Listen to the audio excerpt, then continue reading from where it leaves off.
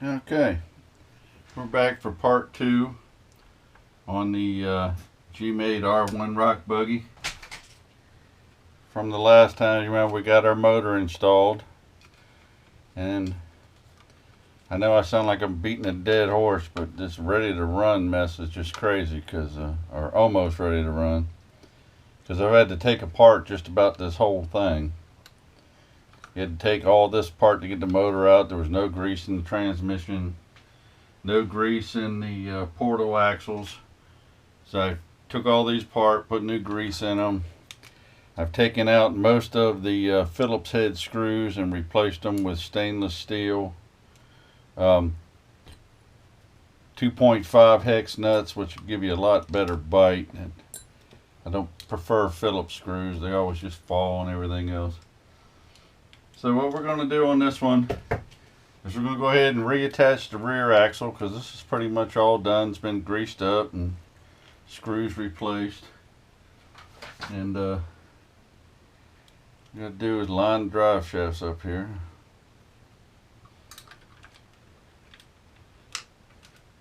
And then get our links on. So let me dig out the screws I'm going to need to do that, and I'll be right back. Okay, well, we got the bottom links on, top links on, and what I've done was I went ahead and changed these over also to the hex head screws, and they feel a tiny bit tight, but I think that's mainly because of they're new. They're just plastic ball ends in there, and everything's got to kind of wear in. But there's nothing's binding. It just feels a little tight to me. But none of the screws are past what they need to be. It'll be all right. It just needs to stiffen up some. A little stiff. It'll loosen up. All right. Well, now we're going to put the bottom ones in, and I'm pretty sure these were the ones. And again, I'm going to change these also, so I got to find the screw. So let me find how long these are real quick, and we'll switch these out also. I'll be right back. Okay, well, we got the back ones on also, and just kind of glancing through my book to make sure I put them on the right spot. Yeah.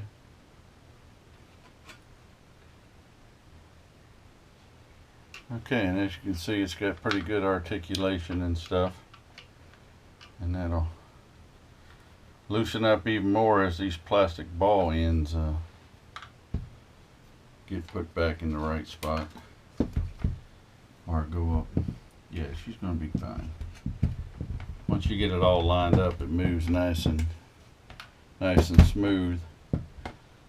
Alright, now for the front one, before I put the front one back on, I'm going to go ahead and install my servo and everything. I just believe that'll be a lot easier to do while it's off the rig. Everything in here is so tight already. This has got the tiniest battery tray I've ever seen. And then the top part of this, as you see, sticks up. So even if you wanted to slide a long battery in there, it tends to hit that. I guess you can go over that and it'll probably be alright, but I think what I'm probably going to do is run one of these little mini packs, something like that, little 3-cell. This is a 1000 milliamp. That'll probably give me quite a bit of run time. It seems to fit in there pretty good. Alright, well, let me get my servos out and stuff, and I'll start putting that on real quick, and I'll be right back. Okay, we got our servo on and our arms hooked up, and it's pretty much centered. I think I'm gonna have to do a little something when I get it on the truck. What we might do is just turn on one of our receivers. I got a servo centerer, but I think my battery went dead. So what we'll do is we'll just plug it up to here.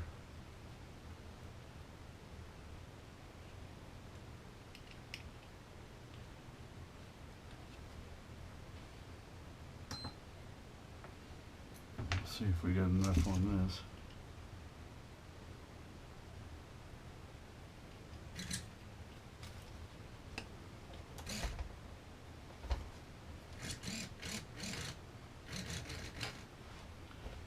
Alright, well, we're going to have to center this again.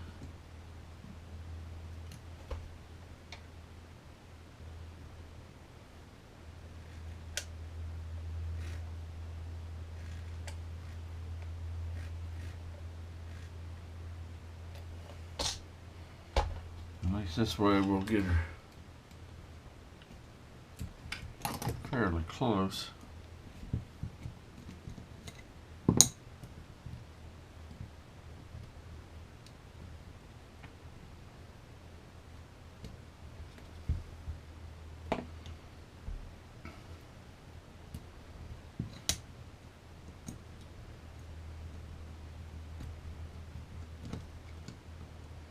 You just want to barely get that to touch, and then you lock your top and bottom, and this will keep it from wanting to slip off. And these servo arms don't cost that much more than your other ones, so you're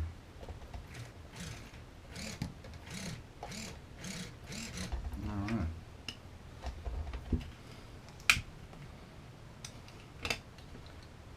Let's try our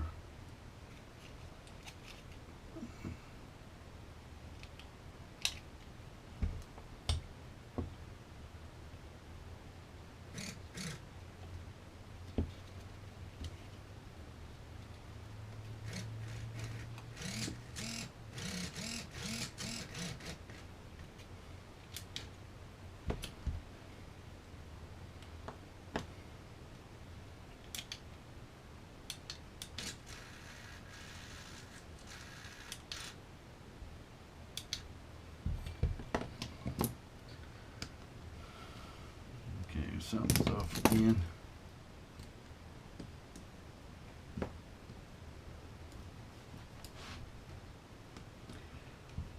A lot of people like to use the Savox servos because they got a 23 tooth. For some reason you can get them to center out a lot easier. These 25 tooth on the Futaba style can really give you a fit sometimes. Like one, it'll be off one tooth no matter how you turn it.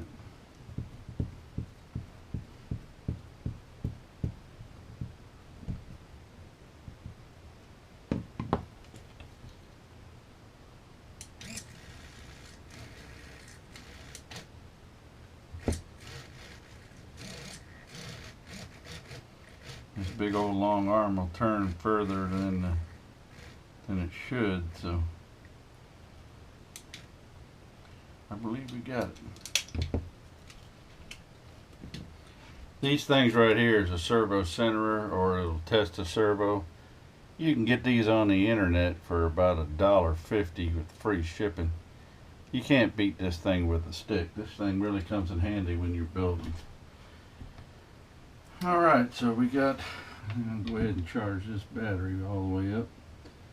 We got the servo on now. So now we're going to put this center axle back together. I mean this front axle back on. And then we'll work on our shocks. I still got to put oil in the shocks. I think you can actually run these with or without. Like I said, this is a reverse droop. This wants to pull. The big spring's on top here when you pull. I mean here. And let me get my straight here. Yeah, the big spring is up here, so when you pull it, wants to pull it back up. And little springs up here on the top. So it's like this is all the actual shock you got, but you got a lot of articulation. And if you're going to crawl, the droop system is about the best you can do, in my opinion. Because if you get your center of gravity up too high, you're just going to want to flip over all the time. All right. Like I said again, we're changing out the screws to the stainless steel. I do not like the Phillips whatsoever. Alright, well let me get this started and getting on, and I'll be right back. Okay, we got our screws started. We're going to tighten these up real quick.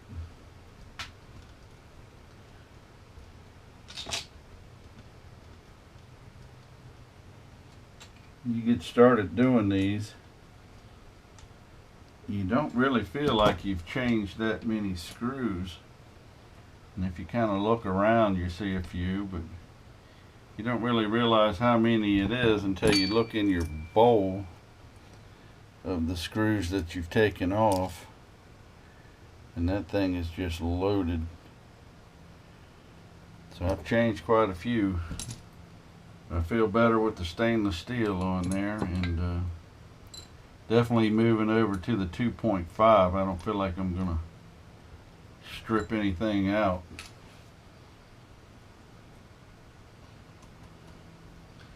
So it's coming back together. I got to get my ESC still, and I'm hoping this little plate right here I can mount my ESC and my receiver on, or I don't know, I'll figure it out as I go. If I have to, I might put my receiver up here and glue it to the top of this panel, but there might be enough room for both.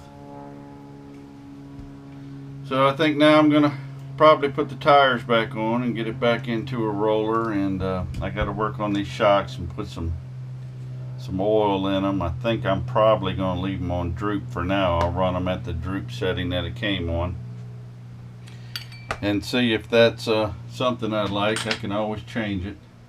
I do believe there's quite a few, if you look here in the instructions, which I'm glad these RTRs always give you one, or almost ready to run, still gives you your instructions. Got a few pages on here they've updated. I think they just took out, give you 2 grub screws on the drive shaft instead of that long pin that goes through. I'd actually rather have the long pin, but so you got droop set up, and it's all in how you set the springs. The little spring on the top is the droop setup, and the spring setup is the ones that you put down where the little springs on the bottom, and it gives you all your, I guess that's for if you're going to be a basher or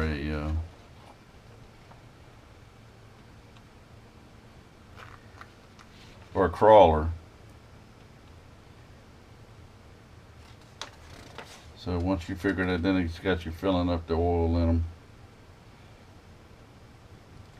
So I guess that'll work. Get your dampers to work.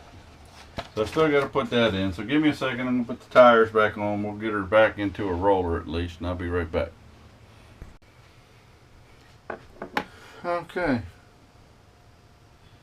Now we're back to what I call almost ready to run. We're all greased up. We got our servo installed. We got our shocks back on. I got them going in the droop, so there ain't a whole lot of down for bouncing, but there's a lot of drop, and that's what we need, is the drop. So she got pretty good articulation. I do want to get them braces for here, because this plastic just feels so hard. I'm afraid if you fall off the rocks on this and you hit this by itself, you know, if you come down and crash into that like that, I'm afraid that could break this chassis. So I want to put a brace in there. And I tried to make a couple little temporaries. I was going to put a brace out of a dowel rod I had there, but I couldn't get any screws to, you know, go in without splitting. So I was going to do that just for a temporary thing, but I think I'll just order the braces that go with it. They're real nice. They're red and they say Gmade on it, and you know, I got a couple little red accents in the shocks, and I used the red servo horn and then the chrome and we added the stainless steel that help bolts that help pop out a little bit of the, you know, the chrome look. And even theirs up here were chrome, and the chassis ones are chrome. I do know that they make a light bar for these, and I believe you replace this brace right here and you'll have dual lights that'll hang down in here, and there's another brace you replace here, and it'll have the triple lights that can go up here. And I'm thinking of getting a couple sets and replace one back here also, to where I can have red lights in the back. I'm going to see how long the bars are. Maybe I can even put it back here, but we'll worry about that when the time comes. We got to get her running first. So that's it for this episode. I'm not going to put the body panels back on. Like I said, I'm going to try and make my own. So I'm going to use these as templates, because there's nothing to them. They flatten right out. And I'm going to see if I can come up with something for that. I'm waiting for my ESC. I do have my receiver. I'm going to use the Futaba R2104 GF 4-channel. I have a couple other ones around in my other RCs. I believe might be 3-channel. I don't know. I might just put a 3-channel in here. I don't foresee me putting a winch or anything on it. But it's 4 channels seem to be a lot easier to get in 3s, and they're only a few dollars more. So I'll hunt down my other 3 channels I've got and move them over to put a 3 in here maybe, and move the 4 to the other ones, because most everything else I have has a winch or something on it. So alright, well, that's all we can do for now until some more parts come in. So thanks for watching, and please subscribe, please like, please comment and share. It helps channel get out there, and I hope y'all like this. And till next time, all right, bye.